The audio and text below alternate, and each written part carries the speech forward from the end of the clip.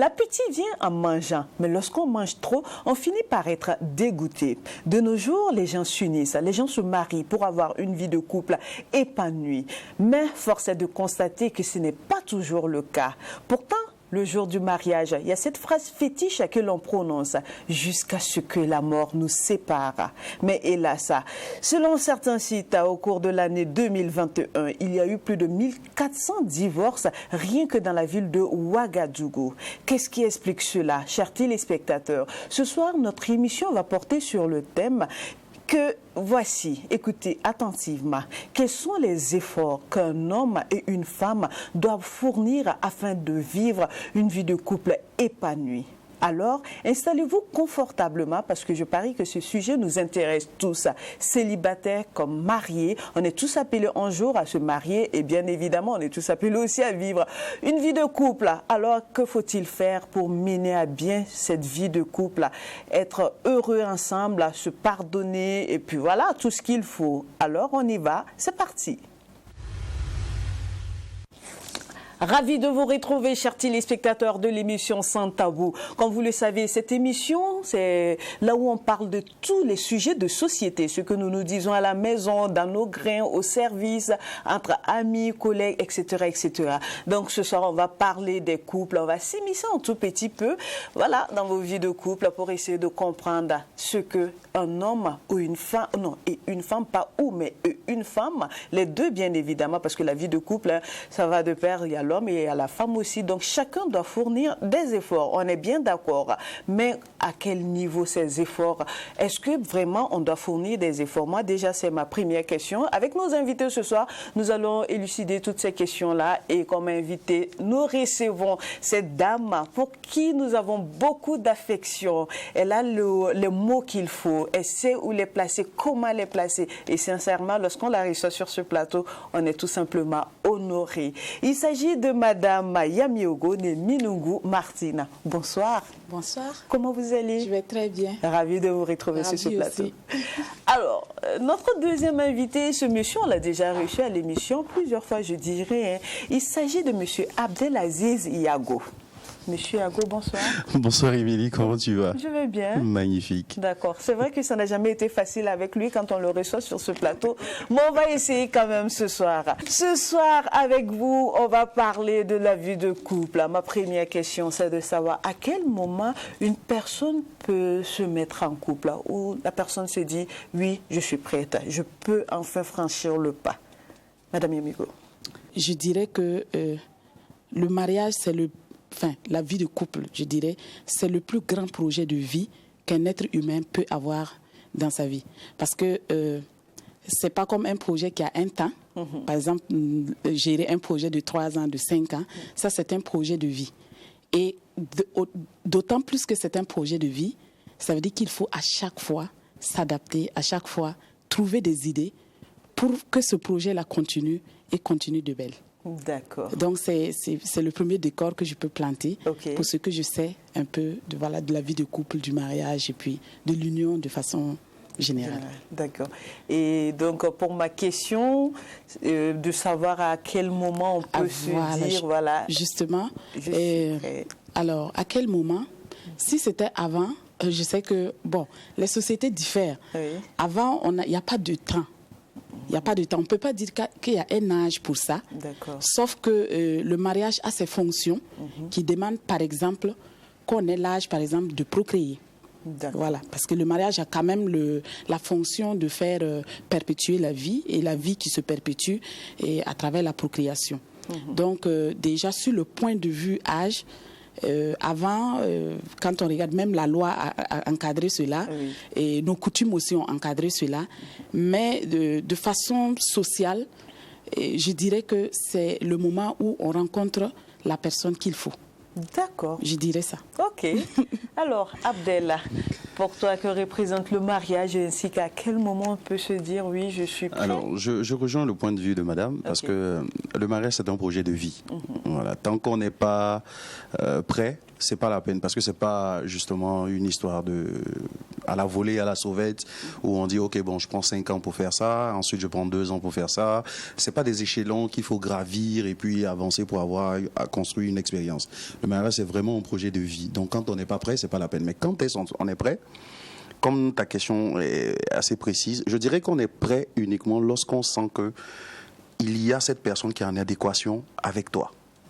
Vous avez le même sens, même pas la même direction. Le même sens. Parce que les directions peuvent être opposées, mais le sens, c'est unique. Donc, lorsque vous avez le même sens, je pense que là, c'est bon. Le reste, ce sont des petits rouages qu'il faut serrer, redresser, arranger, comprendre, et tout ça pour vraiment avancer et atteindre le but final, en fait. Donc, pour moi, c'est lorsqu'on sent qu'on est en phase avec une personne, donc un homme avec sa femme ou un copain avec sa copine, vous avez trouvé que là, c'est bon, on est dans le même sens. C'est pas une histoire de forme. Ça, je le dis hautement. Ni de beauté, ni de matériel. Ok. Je précise ça parce qu'il y a un gros problème de nos jours, parce que dans ton introduction, tu le disais, près de 1400 divorces dans la zone de Ouagadougou. Quand tu vas par exemple au tribunal des grandes instances et que tu apprends qu'il y a des divorces, ainsi de suite, ainsi de suite. En même temps, tu vois les samedis qui se suivent aussi, il y a tellement de mariages. Après, tu te poses la question, les mariages, c'est devenu un effet de mode en même temps, parce que les filles se disaient, bon, je prends la catégorie, c'est pas pour vous, okay. Voilà. D'accord. Je prends d'abord la catégorie des filles, ah ouais, ma copine est mariée, ma cousine est mariée, ma sœur est mariée, pourquoi moi je suis pas mariée? Donc, précipitamment, la première personne qui vient, pap, on tombe dedans. Et pourtant, non, on n'a même pas eu le temps d'étudier, de voir, est-ce que nous allons dans le même sens. Un monsieur est venu, il a le pouvoir d'achat, il a une belle maison, un bolide, il a tout. Automatiquement, on dit, bon, ouais, même si je l'aime pas trop. Il te garde financièrement. Oui, il est plutôt, ça va. Et on rentre dedans, après on trouve que non, c'est le monsieur qui est un sadomasochiste, qui en ce moment dit, non, je peux pas, il faut. Et à côté, maintenant, il y a les parents qui disent, mais il te met à l'aise et tout ça. On se base sur du faux pour se mettre ensemble. Donc pour moi, essentiellement, pour ne pas trop tergiverser là-dessus, je dirais que c'est lorsqu'on trouve la bonne personne qui, avec toi, vous êtes dans l'optique d'aller dans le même sens. En ce moment, vous pouvez dire, ok, cheminons ensemble. D'accord. Mais c'est vrai que ce que vous dites, je dirais que c'est ce qui est logique, c'est ce qui est vrai. Mais dans nos sociétés actuelles, on se rend compte que non, quand on parle de mariage, on fait très souvent référence à l'âge. Oui, tu as 30 ans, tu as 40 ans, pourquoi tu n'es pas marié? Tu dois te marier, tu dois. Ce petit mot-là, c'est comme si, voilà, à un certain âge, on est obligé de se marier, même quand on n'a pas trouvé la bonne personne. Ouais. Oui. Je peux répondre? Oui. Bon, je dirais en fait que nous tous, on a vécu ça. Hein. On a vécu ça. Même si tu ne l'as pas vécu, même si tu ne l'as pas personnellement, tu as entendu parler. Et je dirais, c'est comme je dirais, là, le mariage aussi a une fonction qui est la procréation. Un proche peut te le dire dans le but d'espérer te voir avec des enfants. Voilà, ça peut être de façon de bon cœur. D'accord. C'est vrai qu'on a l'habitude d'entendre ça, mais souvent dans un esprit de moquerie ou du moins de critique négative. Et je pense que quand quelqu'un, par exemple, si j'ai ma fille qui atteint 25 ans et qui ne m'a pas encore présenté quelqu'un, je peux commencer à me poser des questions, pas parce que je la veux forcément dans le mariage, mais j'espère qu'elle aura une vie de femme, une vie de mère, tout comme je l'ai eu et que ça m'a comblée. Donc, ça peut être la première préoccupation, mais malheureusement, on la pose de façon négative la plupart du temps et c'est ça qui n'est pas intéressant. Mais si moi, j'ai un conseil à donner à toute personne qui se trouve dans cette situation, n'écoutez pas. Parce qu'il y a un plan pour chacun. Chacun construit son plan. Mais je crois aussi à la divine providence. Hein. Il y a chacun qui a son étoile, toute personne a son étoile, et qui va briller d'une manière ou d'une autre, d'un moment à un autre. Il faut juste attendre et se mettre dans des conditions pour appeler ce contrat social, cette vie de couple-là. On peut avoir un comportement personnel qui va amener notre étoile à briller sur ce plan. Et on va continuer à en parler. D'accord. Abel, Moi, je suis d'accord sur le dernier point. Ok. Ouais, bon, parce que c'est vrai, on est dans la société.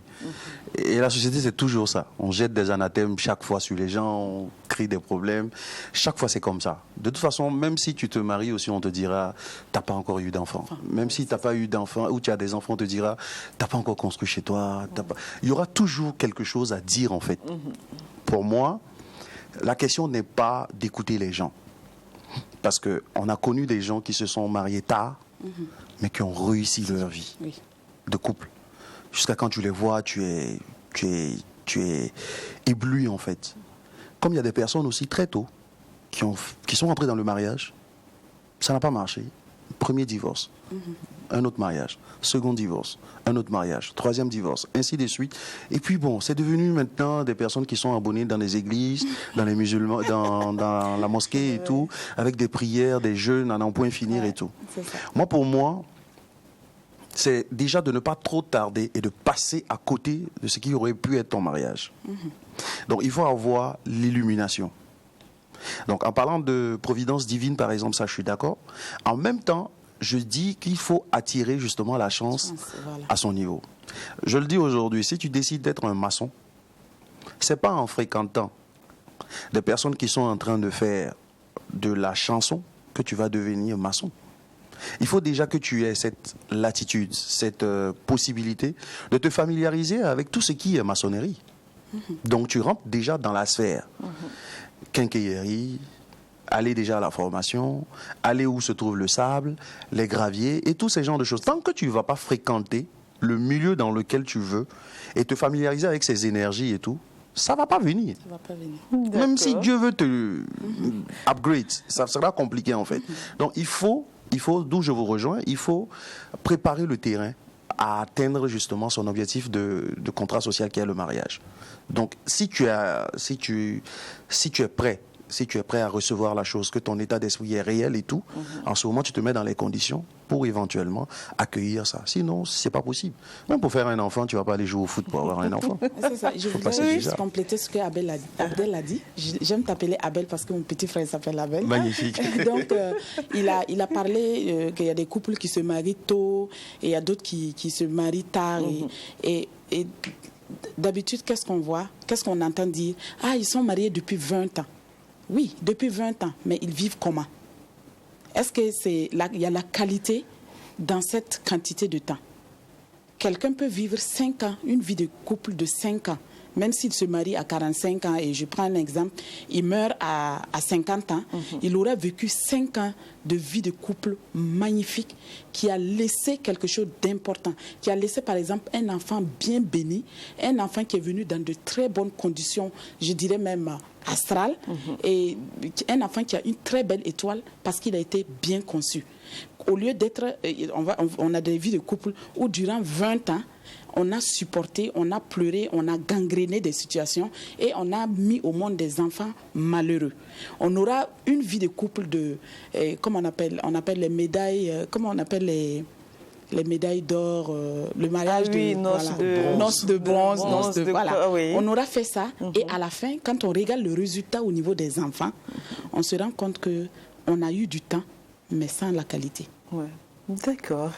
C'est bien beau en tout cas. Et tout à l'heure, on a parlé surtout des cas de divorce qui sont assez nombreux. Qu'est-ce qui explique cela? Wow. Est-ce que c'est tout ce que vous venez de citer? On n'a pas été préparé, on s'est marié un peu trop tôt ou on s'est marié un peu trop tard? Qu'est-ce qui explique tout cela? Moi, je dirais d'abord que c'est la première chose que je trouve dans le mariage. Souvent, on se méconnaît. On se méconnaît personnellement parce que quand on parle de vie de couple, c'est vrai que dans la vie de couple, il y a l'individualité qui est là parce que je suis une personne qui rencontre une autre personne. Et pour moi, ce qui peut expliquer, c'est le fait de me méconnaître avant d'être avec quelqu'un. Parce que si tu ne te connais pas, si tu ne connais même pas tes origines, si tu ne connais même pas tes aspirations, si tu n'es pas stable, spirituellement stable, socialement stable, il te serait difficile de vivre avec quelqu'un et d'apporter de la stabilité. Et donc, pour moi, premièrement, ce qui peut expliquer, c'est le fait qu'on ne se connaît pas, le fait qu'on ne s'estime pas assez, le fait qu'on on se fait pas confiance et le fait aussi qu'on n'arrive pas à s'affirmer, parce que quand on va arriver aux solutions, il y a l'affirmation de soi, il y a, par qui on a la communication. Et si on n'arrive pas à avoir certaines compétences, certaines aptitudes personnelles qui nous permettent de vivre en relation avec d'autres personnes, il va de soi qu'on met en boucle, c'est-à-dire qu'on met de côté notre vie de mariage et ça peut conduire au divorce. Donc, pour moi, premièrement, c'est la méconnaissance de soi, la sous-estimation de soi, l'incapacité de soi à se gérer qui peut faire l'objet du fait qu'une situation extérieure peut venir et que notre instabilité intérieure nous empêche de gérer la situation extérieure. Et la situation extérieure, ça peut être un parent, ça peut être un ami, ça peut être le conjoint, parce que quand c'est en dehors de nous, c'est extérieur, même si on a une vie de couple. Et si on n'arrive pas à avoir de l'intelligence émotionnelle pour gérer certaines situations, ça va nous amener au divorce. D'accord. Abdel. Waouh, j'ai aimé l'approche et tout. Mais pour ma part, je dirais que essentiellement, ce qui envoie au divorce, il y a se méconnaître, certes, mais il y a aussi le mensonge auprès de soi-même. Parce que généralement, c'est les divorces qu'on voit. Hein. Oui. C'est les divorces qu'on voit qui sont prononcés. Oui. Sinon, dans les couples, dans les histoires de copains-copines, fiançailles rejetées et tout, il y en a tellement et tous les jours, il y en a. Oui. Voilà, même dans les relations humaines, il y a des séparations qui font très mal. Il y en a et beaucoup dans l'amitié et tout. Même dans la famille, il y a des séparations qui sont extrêmement douloureuses et tout. Mais c'est parce que c'est le divorce. Quand on dit divorce, c'est qu'il y a eu mariage. Donc du coup, c'est pour ça qu'on s'attarde là-dessus. Mais ce qui amène à ça, c'est quoi? Moi, pour ma part, hein, selon mon opinion, je dis d'abord c'est le mensonge qu'on s'adresse. Parce que dès le début, quand on rencontre l'âme sœur ou encore la personne avec qui on veut être et tout ça, on affiche un visage, on affiche un comportement. C'est exactement comme si tu pars dans une soirée, tu vois une fille, elle te plaît, tu veux la draguer parce qu'elle a des formes. Parce que tu t'es fié à ça. Tu as vu qu'elle a des formes et tout ça, oui, des bassins, une protubérance arrière, on est dans sans tabou, donc des fesses, des seins bien, tout est là et tout. Et tu as vraiment, c'est bien, ça t'a réveillé et tout. Tu la dragues. Tu arrives à la maison, tu prends ta douche, elle prend sa douche, ce n'est plus la même forme. Ah, d'accord. Il y a un problème. Il y a un problème. Je pars payer un téléphone qui est présenté d'une certaine manière, j'arrive à la maison, ce n'est pas les mêmes caractéristiques. Il y a un problème, je suis déçu. Donc, du coup, il y a le faux qui est là. Et là, je ne peux pas me permettre de continuer avec ça. Oui, j'ai un bon fond. Remue ton fond que je vois. Ça ne passe pas. Non, mais j'ai un bon caractère. Mais fais bouger ton caractère que je vois. Il y a un problème parce que je ne me suis pas basé sur ça pour venir à toi. Okay. Donc, la première cause de divorce, c'est le mensonge. Parce qu'on se ment énormément. Dès le début, dans les mariages, oui, c'était la femme que tu voyais qui était très combative, qui était très pieuse et tout. Et une fois que vous êtes mariés, paf, ce n'est plus cette dame-là. Non, il y a un problème. C'est ça. Je ne peux pas être avec cette personne. Il y a un problème. C'est le monsieur que tu vois qui est toujours sportif. Quand il vient vers toi, il sent toujours bon, tiré chaque fois à 4 épingles et tout. Et puis, tu ne l'as jamais vu dans un autre état. Oui. Un beau matin, tu vois, il a une grosse bédaine et puis, non, il y a un problème. Donc, en fait, il y a le mensonge qui est là. Et une fois qu'on arrive à ce stade-là, on se ment, on fait des frustrations. Après, bon, il faut qu'on se sépare. C'est ça. Ouais. Donc, pour moi, essentiellement, en premier des lieux, c'est le mensonge. Deuxième des situations qui peut arriver, c'est à un moment donné l'individualisme dans le couple. Ça, je défends et je dis non, on ne peut pas arriver à ce niveau-là. Dans un couple, vous vous êtes assis, vous avez vu, vous avez fait le mea culpa. Moi, j'aime ça. Je suis sorti avec telle personne. J'ai fait ça.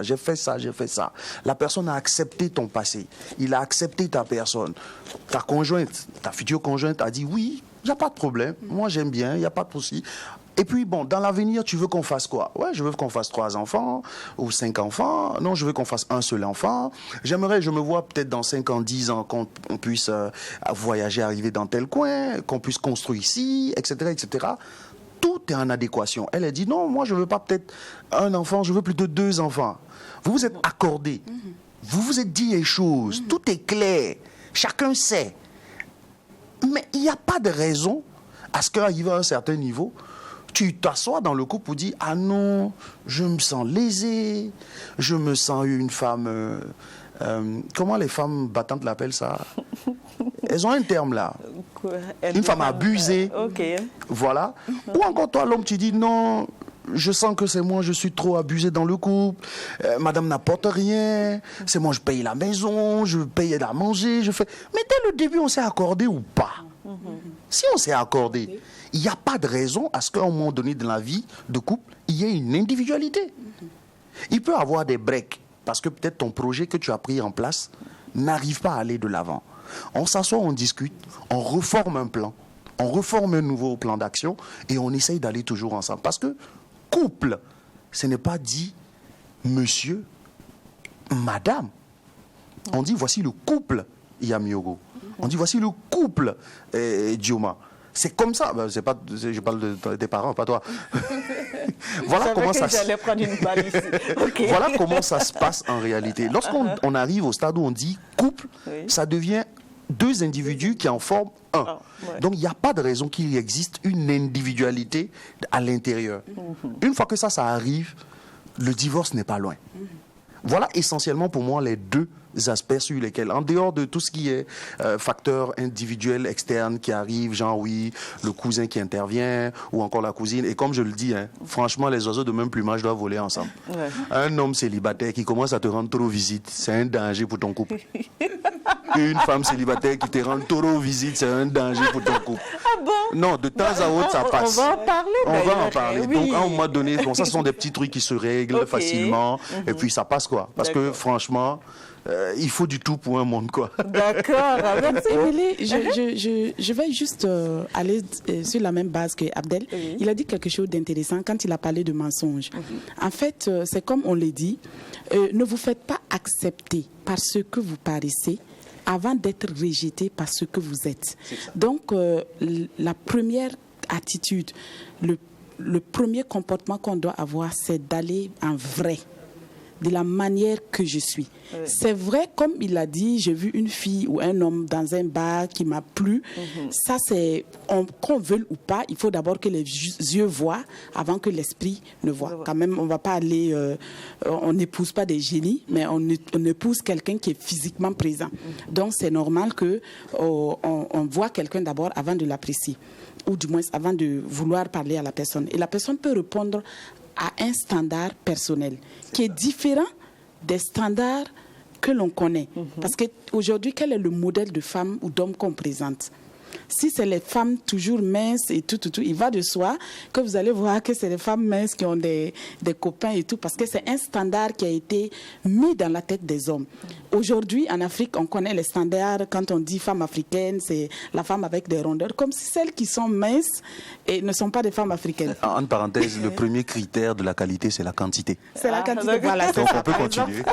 Donc, tu vois, donc ça fait que moi, je pense que ce que les filles ou les hommes doivent faire, ça veut dire que la première fois, quand tu vas voir quelqu'un qui répond à un standard personnel, va de l'avant. C'est pour cela c'est important de se côtoyer un moment.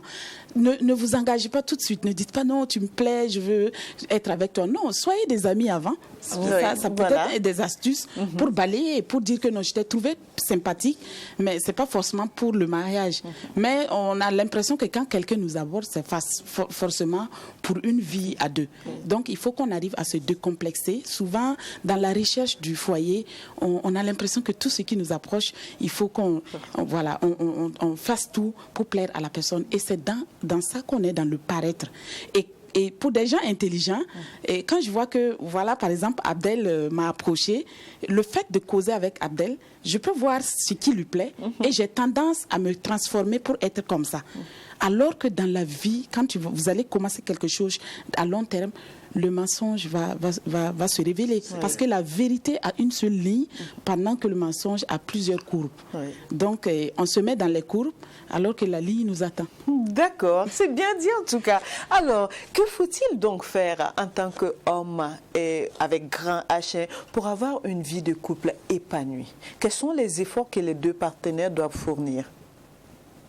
Alors, si toutes les conditions que nous avons parlé tout à l'heure sont réunies jusqu'à ce qu'on arrive au mariage, et ça encore, je le dis, les mariages n'ont pas les mêmes histoires.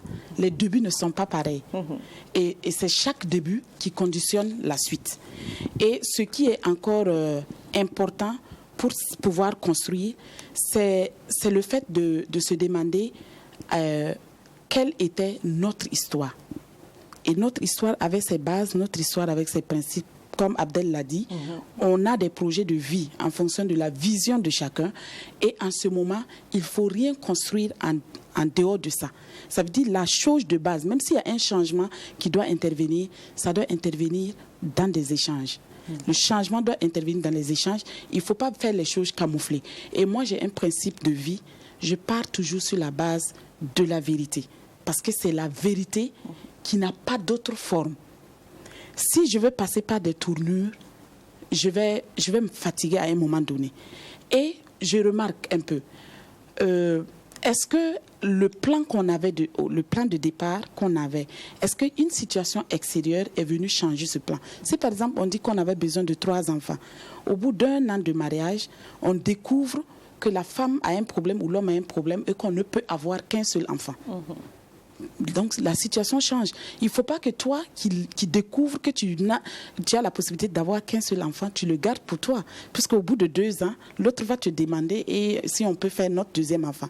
Donc il faut toujours se parler. Ça c'est peut-être un exemple que je prends. Il faut toujours se parler. Il y a aussi le fait que il faut comprendre, il faut que nous-mêmes, en dehors de nous, qu'on essaie d'apprendre un peu partout. Vous savez que le mariage a des étapes. Je ne sais pas, Abdel, je pense que les 5 premières années sont très décisives et c'est très, très difficile. Il ne faut pas qu'on pense que les problèmes qui surviennent les 5 premières années doivent être forcément fatals. Moi, je vais louer un couple qui arrive à divorcer après les 5 premières années. S'il divorce après les 5 premières années, c'est que, voilà, ça ne pouvait pas. Mais dans les 5 premières années, si vous divorcez, vous n'avez rien fait. Quand tu vas aller reprendre ta vie, la même situation va se reproduire. J'explique les 5 premières années, pourquoi c'est très important. Parce que vous êtes vus, il y a le paraître qui est là, et les 5 premières années, c'est la découverte mutuelle. Et chacun grandit aussi de son côté. Tu continues de grandir. Il y a un changement qui est intervenu dans ta vie et tu as pas minimum 5 ans. Quand on dit 5 ans, c'est de façon globale. Sinon, il y a des couples qui arrivent à franchir ces étapes-là au bout de 3-4 ans. Et les 5 premières années sont tellement importantes que vous allez vivre du tout. Ça veut dire que les gens vont vous éprouver. Vous-même, individuellement, vous allez vous éprouver. Je vais essayer de voir si ce que Abdel m'avait dit au début était vrai. Oui. Il va aussi voir si ce qui m'est arrivé était vrai. Et c'est les 5 premières années aussi. Je prends un jeune couple qui se marie à 25 ans, l'homme peut-être à 26 ans, la femme à 23 ans.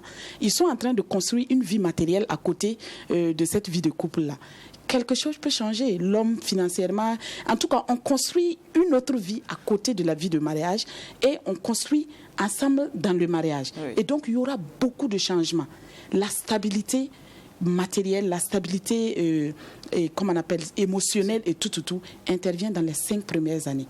Et c'est dans ces années-là qu'il faut avoir ce qu'on appelle de la patience, qu'il faut avoir de la bonté. Moi, j'ajoute à la vérité la bonté.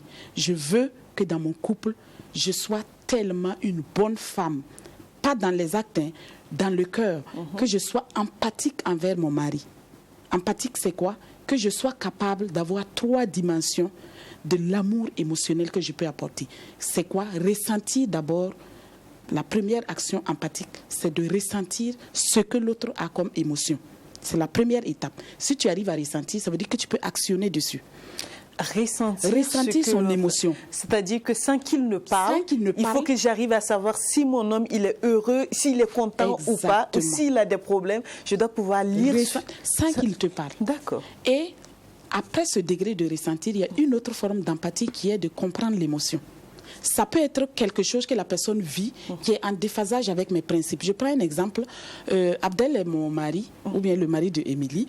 Madame Abdel, on s'excuse, c'est un exemple. Non, rassurez-vous, elle sait que... Voilà, et que Abdel traverse une situation qu'il ne peut pas partager avec moi, mais qu'il a besoin, par exemple, d'espace pour pouvoir surpasser ce problème.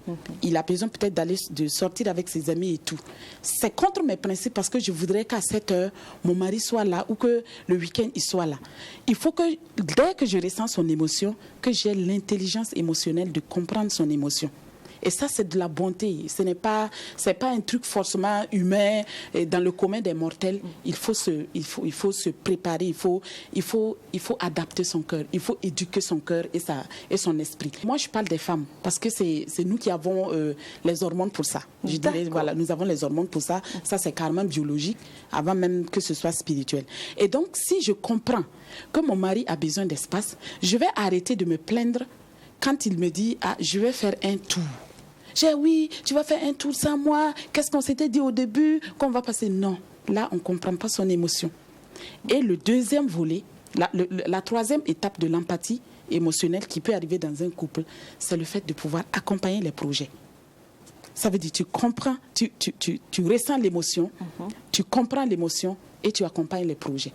Ça veut dire que c'est une bonté suprême. Et quel que soit ce que ton mari va te reprocher, entre-temps, il va dire que ma femme a une très belle âme. Vous voyez, quand quelqu'un a une très belle âme, quelles que soient les erreurs que la personne peut commettre, on va se baser sur son âme, dire qu'elle a un bon fond. Elle a quelque chose de magnifique. Elle est ma mère. C'est en ce moment que l'homme commence à voir en la femme sa mère. Et tout ce que tu pourras faire comme erreur te sera pardonné. Ou du moins, ça sera amoindri. J'aime vraiment parce que là, en résumé, donc les 3 dimensions, c'est extraordinairement ce qu'il faut. Mais à cela, je vais ajouter simplement que c'est appuyer plutôt là-dessus parce que on a tendance à négliger ça, mais même quand on transcende comment arriver à un certain niveau, il y a la nature qui rattrape. L'homme reste l'homme, c'est pas prétentieux. Hein? Émilie, il faut t'asseoir calmement. C'est pas pour dire, bon voilà, c'est l'homme avec la prétention machisme et tout ça. Non, pas ça. Mais l'homme reste l'homme et la femme reste la femme. Je dis ça et je vais peut-être approfondir légèrement, mais très rapidement en disant, cette dimension, donc les 3 dimensions en question, c'est difficile que ça arrive chez un homme. Parce que émotionnellement, l'homme n'est pas prédisposé. L'homme est très, très rationnel. Oui. La femme est émotionnelle, donc elle est susceptible. Tout de suite, une femme, pour la mettre dans un état, c'est peut-être l'offrir simplement à manger. Un petit restaurant, histoire de... Même à la maison, hein, tu te lèves tout de suite, par exemple, tu as envie de lui dire quelque chose ou bien de faire quelque chose, tu attends quelque chose d'elle, mais tu la prépares. Pour la préparer, tu te lèves, tu fais une omelette simplement. Et tu nettoies la maison, bon, la table, tu dresses avec 2 petits chandeliers. Bon, même si on n'a pas des chandeliers, des bougies et tout ça, tu jettes quelques fleurs. En fait, un truc et rien, quoi. Ouais. Et automatiquement, toute la journée du lendemain, tu ne peux pas. Elle est rayonnante et puis c'est pas possible. Ça, c'est vraiment la femme. Mais l'homme, par exemple, il est très rationnel. Le mec, d'abord, ce qui l'intéresse, comment je fais éventuellement pour pouvoir donner à manger à la femme? Comment je fais pour que dans 2 mois, on n'ait pas de problème d'électricité? Comment je fais de telle sorte qu'elle puisse avoir sa moto ou encore sa voiture ou de l'essence? Comment je fais pour que les enfants rentrent à la rentrée prochaine? Tout ça, c'est des calculs permanents dans sa tête. Comment tu peux éventuellement comprendre 2 états d'esprit comme ça? Et j'aime souvent dire, la femme, nouvelle génération, elle est trop tricheuse. La preuve, c'est que quand ça ne va pas tout de suite, elle dit, je vais aller voir ma maman c'est la meilleure du monde, ma maman. Mais tu chantes les louanges de ta mère. Tu es une mère en devenir. Comment se fait-il qu'elle a cette bonté de te comprendre quand tu n'as pas de problème? De te comprendre quand tu as un problème? Comment elle arrive à cela? Elle ne l'a pas appris sur le tas. Elle a développé ça. Et toi, elle t'a enseigné ça. Donc, arrivé à un certain niveau, toi, la femme de nouvelle génération, je précise, je ne parle pas de la nouvelle génération, il faut que tu arrives à un moment donné, quand ton homme dit, tu sais ce qu'il y a. Oui, absolument. Il faut ça, d'où les 3 dimensions en fait. Et la femme est plus prédisposée à savoir. Un homme, par exemple, excusez-moi du terme, tant qu'il n'a pas vu la lingette de sa femme, il ne peut pas savoir qu'elle est indisposée. Il ne peut même pas. En fait, il la regarde comme ça, elle est là, mais il ne sait pas. Mais quand un monsieur a un problème d'argent, automatiquement, ça se lie. Et c'est la femme qui sait ça, automatiquement.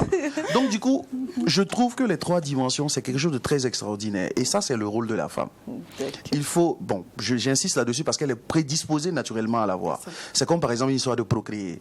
L'homme, c'est vrai, il intervient dedans, mais la faculté naturelle, c'est la femme. Elle est la porteuse. Donc, il faut que, d'abord, la femme accepte sa place de femme avec grand F, magnifique, extraordinaire, qui est la source de toutes les émotions, qui peut retransmettre, en prendre et tout. Et en même temps aussi, il faut que l'homme aussi soit très compréhensif, d'où la communication et la vérité. Quand elle le dit, l'homme doit être prêt à communiquer, ne pas être réfractaire. C'est-à-dire, quand ça ne va pas, tu t'assois, tu écoutes. Et tu essayes d'apprendre et de dire. Il faut toujours assister, même si on dit tu parles beaucoup. Moi, je le dis parce que mes enfants le disent, mes amis le disent beaucoup. Ils disent, ouais, mais Abdel, tu te crois dans quel monde? Tu parles trop. Souvent, il faut taper. J'ai dit, non, il faut communiquer. Moi, je privilégie la communication énormément. Jusqu'à la dernière minute, quand ça ne va pas, je me dis toujours, je m'accroche à cette lueur de communication en disant, peut-être que c'est parce que je n'ai pas fait comprendre la chose. Il ne faut pas toujours être cartésien. À un moment donné, il faut essayer de s'envoler, être dans l'émotion et comprendre la femme pour essayer de lui faire comprendre des choses. Parce que quoi qu'on dise, excusez-moi du terme, ce n'est pas pour vous insulter, mesdames, mais vous êtes bornés. Merci femmes, Abdel.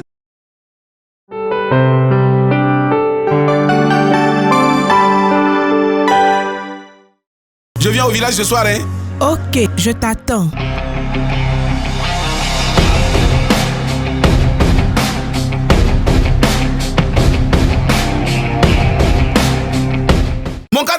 Mon 4 cola, c'est un guest bon sens.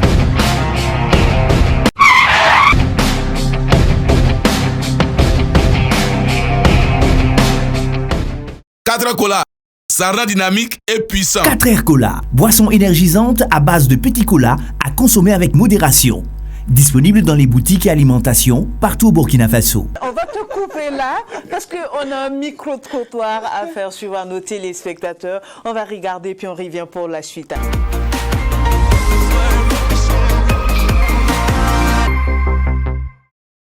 Je dirais tout simplement pour garder sa femme près de soi, il faut d'abord la comprendre. Comment il faut la comprendre, c'est que de façon générale, on dit que les femmes sont des êtres émotifs. Elles sont des êtres qui sont caractérisés le plus souvent par l'émotion. Donc, à la matière, il faut comprendre ces émotions-là. Il faut essayer de la contextualiser, si je peux m'exprimer ici, comprendre comment est-ce que sa dynamique fonctionne, comment est-ce qu'elle est. Et à la matière, il y a un sujet qui est très important que j'aimerais aborder, c'est la communication. En matière de relations humaines, vous savez, il n'y a pas de secret.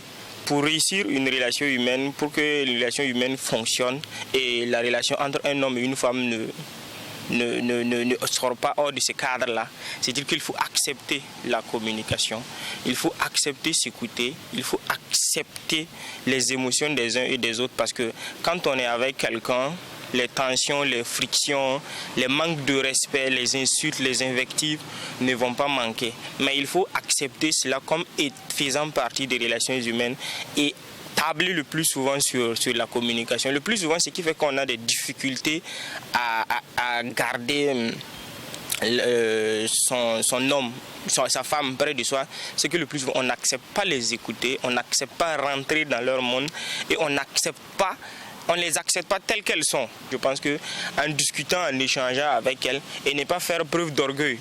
Parce que le plus souvent, quand on fait preuve d'orgueil, c'est en ce moment que les tensions montent et la femme, elle se braque, l'homme, elle se braque et puis la communication est rompue. Mais maintenant, concernant la femme, comment est-ce que la femme peut garder son mari près de soi? Je dirais tout simplement, c'est le respect. Parce que nous, en tant qu'homme, on est orgueilleux. Je viens de le dire tout de suite. De la façon que la femme est émotionnelle, nous on est orgueilleux de cette façon-là. C'est pour dire que on n'accepte pas qu'on nous braque, on n'accepte pas qu'on nous mette au défi. Il faut admettre que l'homme, bon, actuellement avec l'émancipation, on dit que tout le monde on est égaux, mais l'homme c'est le chef de la famille, la femme c'est également celle-là qui accompagne l'homme pour que la famille puisse fonctionner. Si la femme n'arrive pas à comprendre cela, elle veut se mettre au-dessus de la femme, ça ne marche pas. Pour moi, c'est la base, le respect, la communication des deux côtés. Comment faire pour garder son homme?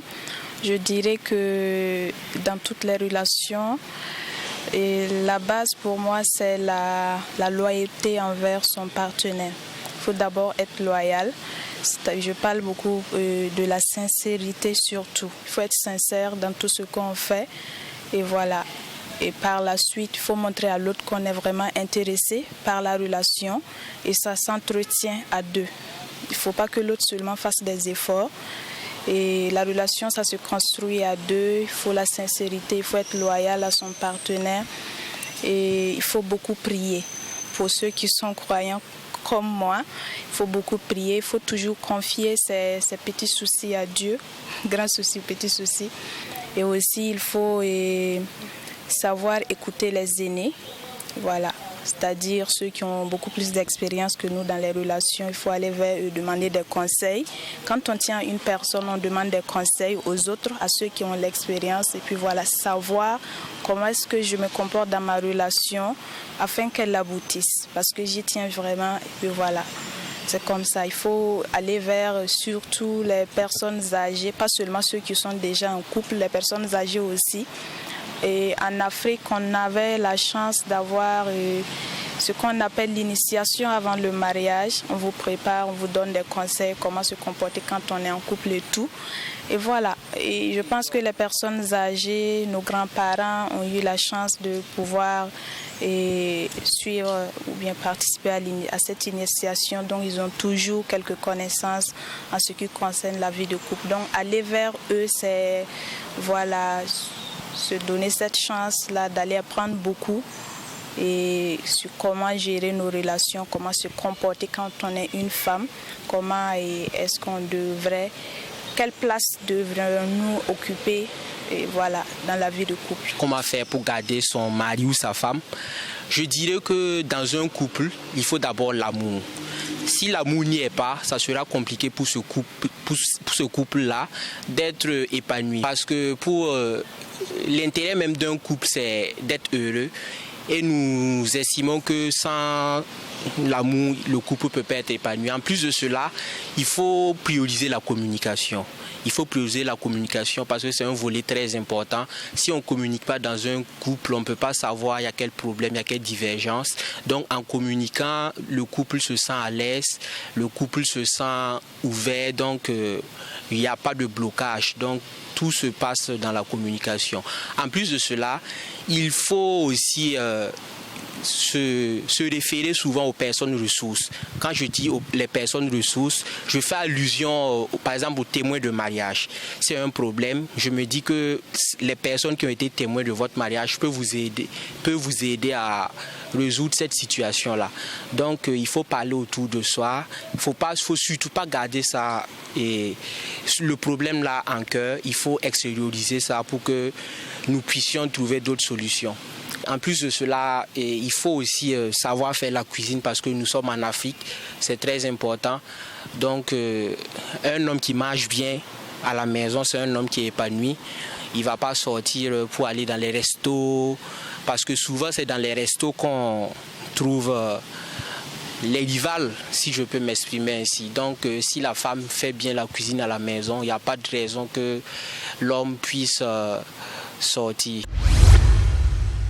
Voilà, vous regardez l'émission Sans Tabou et c'était le micro-trottoir. On va permettre à nos invités de faire un petit commentaire concernant les avis de nos téléspectateurs.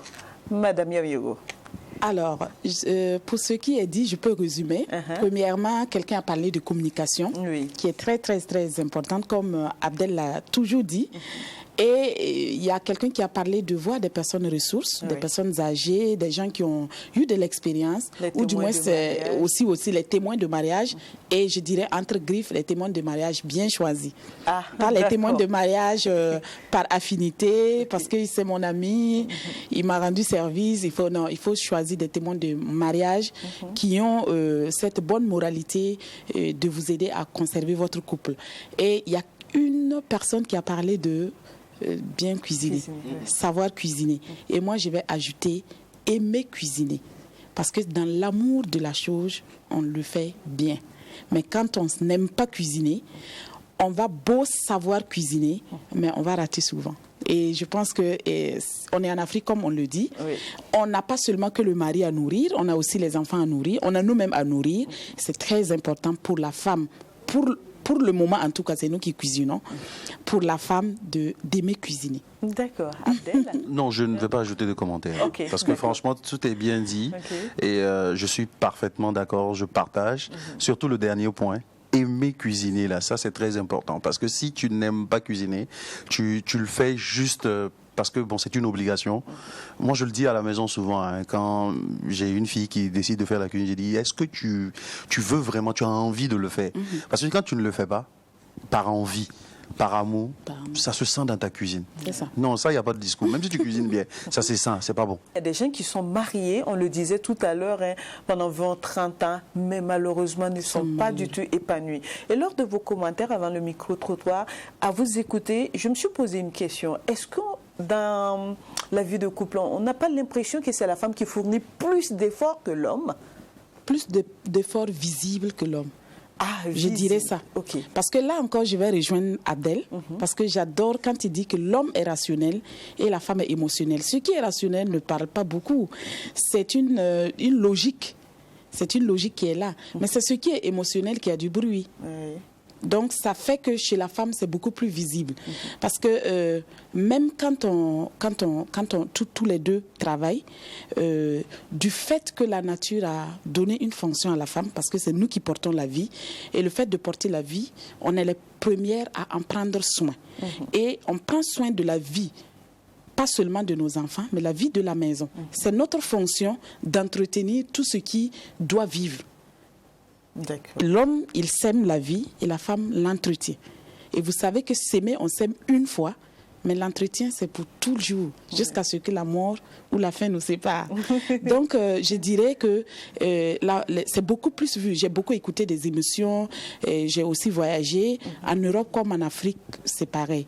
L'effort de la femme est beaucoup plus visible parce qu'elle entretient la vie. Et moi, j'aimerais conserver cette logique-là, parce que je pense que dans la vie, tout comme dans un service, il y a des hiérarchies, il y a des fonctions, il y a des tâches, il y a des compétences, il y a des profils qui permettent d'aboutir à un même objectif. Je pense que dans la vie de couple, il y a des fonctions, il y a des tâches et il y a des profils pour accomplir ça. Et si le profil de la femme est l'entretien de la maison, parce qu'elle a le profil naturel d'entretenir la vie, de conserver la vie, la faire perpétuer, je pense que c'est normal qu'on voit beaucoup l'effort du côté de la femme.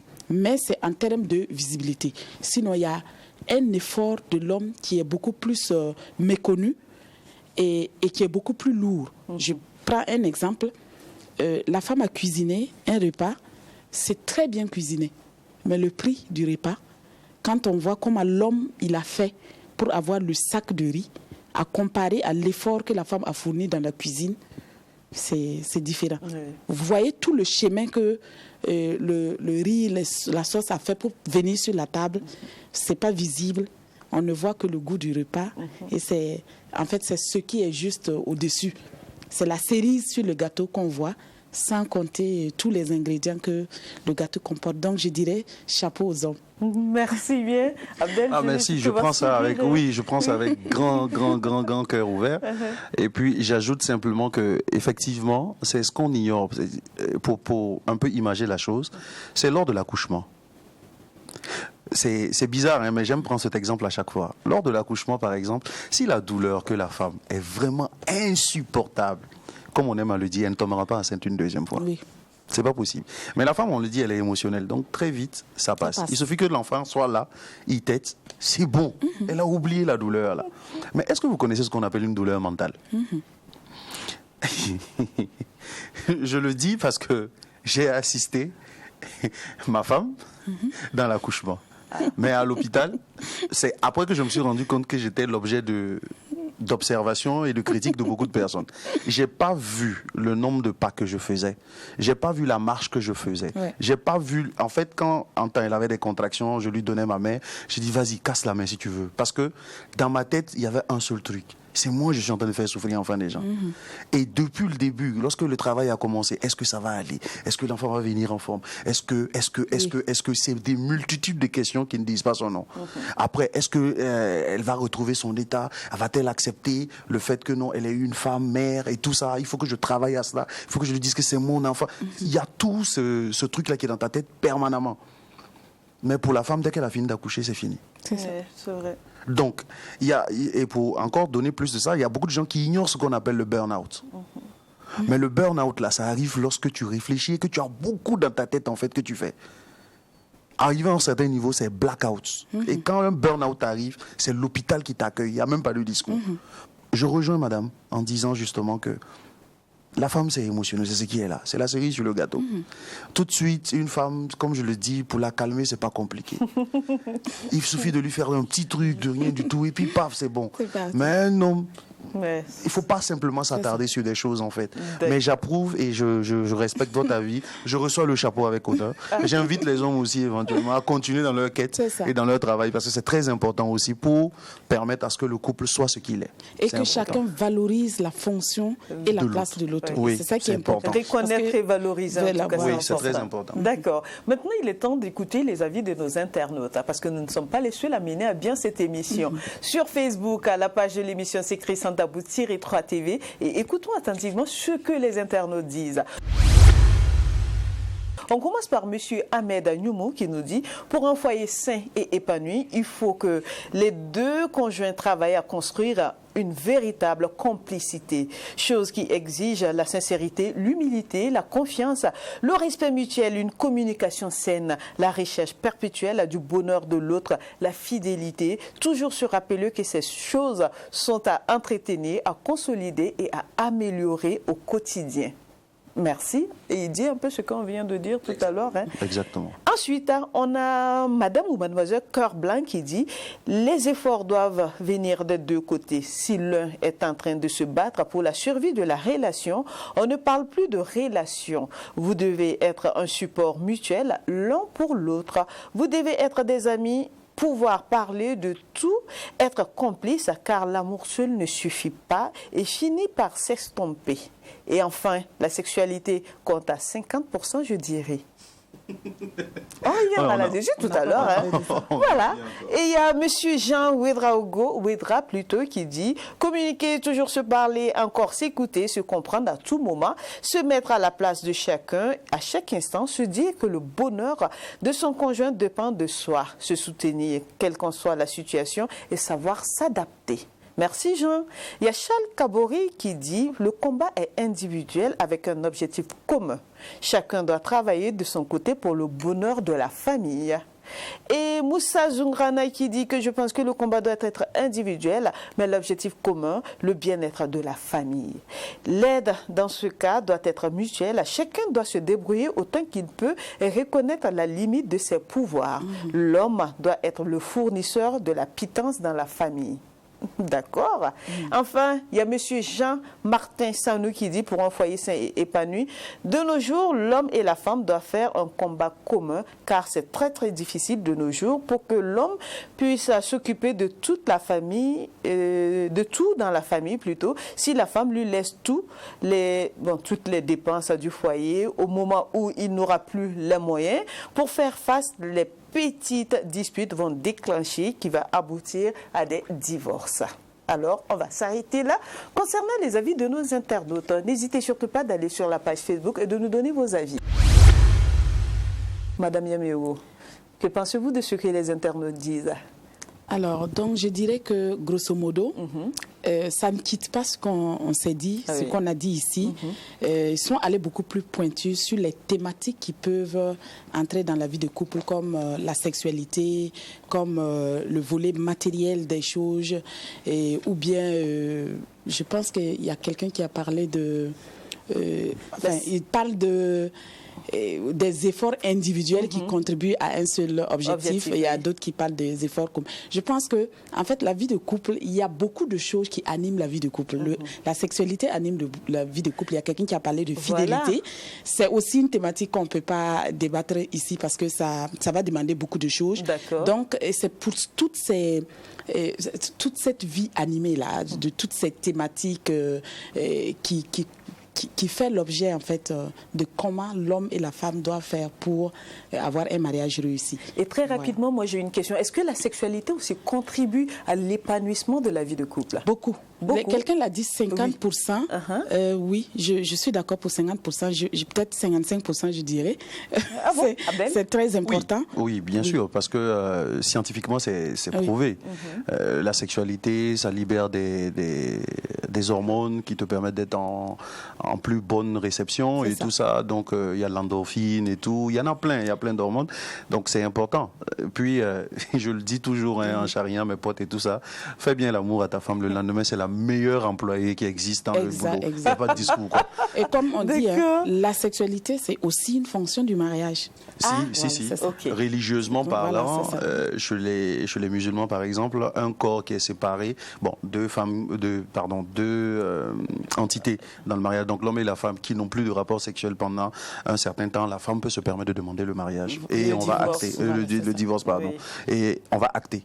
Et c'est bon. Elle dit, voilà, c'est parce que monsieur ne me touche pas et il n'a pas de problème de santé et tout ça. Et puis bon, voilà, elle peut divorcer. Ok. Voilà. L'émission tire à sa fin. Je vais vous demander quelques conseils à l'endroit de nos téléspectateurs afin d'avoir des vies de couple épanouies, afin d'avoir des vies de couple saines, comme on aime à le dire. Que faut-il faire, Madame Yamiogo? Alors, donc, on est dans la situation où on est déjà en vie de couple. Oui. Voilà. Et moi, ce que j'aimerais dire, je suis aussi une femme qui traverse aussi les premières étapes du mariage et je parle des premières 5 ans du mariage et c'est dans ce contexte que je peux dire que j'ai de l'expérience. Je suis en train de quitter ma 5e année pour aller dans ma 6e année. J'ai vu du tout.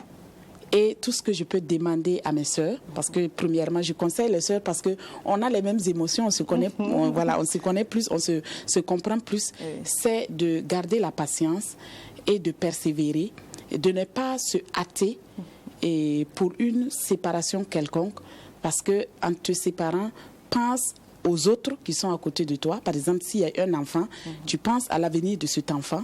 Et voilà, avant. Il n'y a rien qu'on ne puisse surmonter si la base a été très bien fondée. Les problèmes, ça va venir. Ça viendra, ça ne finira pas. Mais quand on a du courage, quand on a de la patience, on finit toujours par surmonter. Et comme quelqu'un le dit, entre gens intelligents, on finit toujours par se comprendre. D'accord. Abdel? Oui, à cela, je vais ajouter que les 5 ans, c'est très important parce que justement, je les ai traversés et je pense que je suis dans la prochaine étape. Alors, je dirais que en matière de conseil, il faudrait que l'homme accepte sa place d'homme. Oui. Qu'il accepte, qu'il porte vraiment sa place d'homme, qu'il soit vraiment l'homme de la maison dans tout ce qu'il faut et tout ce qu'il y a comme charge, tout ce qu'il y a comme objectif, obligation et tout. Et que la femme aussi, même si on veut tous des femmes modernes et tout ça, qu'elle accepte d'abord son premier rôle de femme, donné par la nature, grand F, avec tous les hormones et tout ça, qu'elle accepte, qu'il ne faut pas qu'elle fasse des legs en fait, il ne faut pas déléguer certaines activités et tout ça. Il faut impérativement faire des petites choses qui font de toi femme et qui font de toi la personne qu'on ne peut éventuellement mettre de côté. D'accord. C'est important, c'est très important. Et la dernière chose, un couple, si vous avez un projet en commun, c'est encore plus intéressant. Parce que ça va vous aider facilement dans les premières années et tout. Parce que oui, je le dis toujours, les 3 premiers mois, c'est l'amour fou, quoi. Voilà, je viens d'avoir ma femme et tout ça, etc., jusqu'à ce que l'enfant vienne et tout. Mais au fur et à mesure que le temps va passer, en même temps, tu vas commencer à voir, oui, ma femme, elle a un sein un peu plus gros que l'autre, elle a un pied un peu plus ça. On commence à apercevoir les défauts. Oui, mon mari, il va trop aux toilettes, il ronfle quand il dort, il porte pas de débardeur, ou bien il traîne trop avec son caleçon. On va voir les défauts. Tout ça, ça va envoyer des discordes. Mais c'est des petites choses de rien du tout, en fait, qu'on peut facilement remonter. Tout ce qu'il faudrait, qui est un plus, c'est d'avoir un projet en commun. Parce qu'à un moment donné, quand ça commence à être bizarre et que vous avez la famille, que tous les deux, hommes comme femmes, vous l'avez upgrade, arrivé à un certain niveau, dit le plus essentiel de tout, c'est la famille que nous fondons.